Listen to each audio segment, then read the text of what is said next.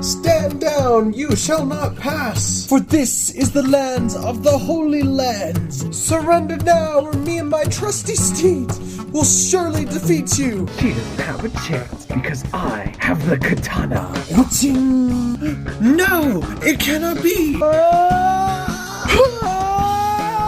no! It wasn't supposed to end like this. Curse the katana. Hello, welcome to Casey's Cozy Garage, and today we get to play with the Furitek. Furry? No. Furitek FX118 katana, and this thing is incredible. For those of you not in the know, this is a 1/18th scale mini RC crawler truck 4-wheel drive thingy that fixes every problem that we have with our axial SCX24s and our TRX4M. Now, to commit some plagiarism from Furitek's website, they say the FX118 katana doesn't just push boundaries, it redefines them, featuring meticulously crafted performance-built chassis that seamlessly fuses robust engineering with a scaled-down visual allure. It's not just a vehicle, it's a work in motion. And although I do agree with it's not just a vehicle, a work of art is stretching it a bit. It is a functional piece of machinery that none of us need in our lives, but we're gonna spend our money on it anyway.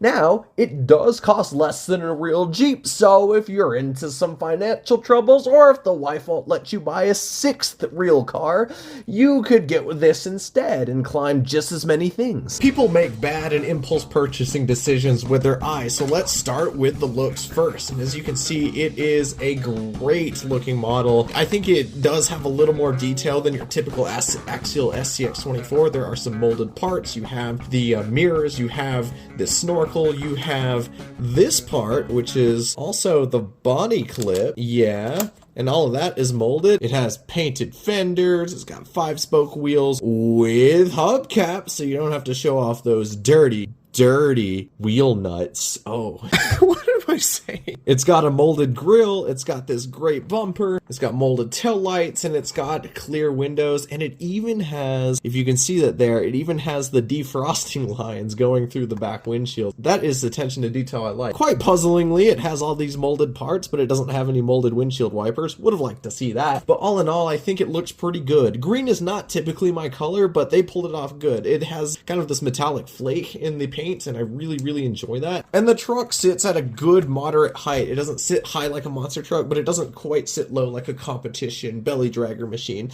and I think that looks great for some scale. That doesn't necessarily agree with the performance that this is capable of, and let me explain. See that right there? That is an angled skid, and that helps you get over rocks, and it gets over ledges easier.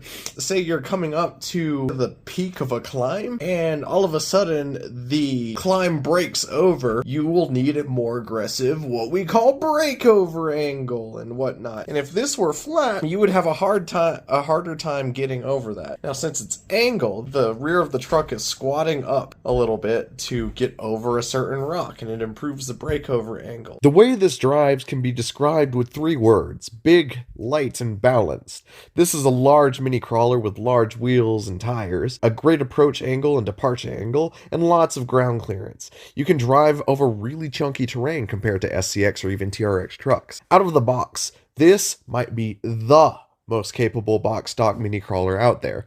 This kit is not very heavy since the wheels and body are lightweight. It has a soft and swift lightness to it that highly tuned competition builds have. Now, the battery and ESC have been relocated on this truck, and that helps out a little, but the performance could be even better with just replacing the differential cover on the front or the portal covers on the front. This crawler is very balanced. Despite the stock geometry sitting high for ground clearance, this truck isn't easy to tip over. It's due to the width and length of the wheelbase.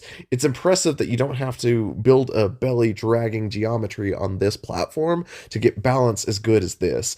Who knows, if we lowered it just a little more, it would be excellent. The aluminum frame is quite adjustable, and lastly, the brushless setup is the main star of the show.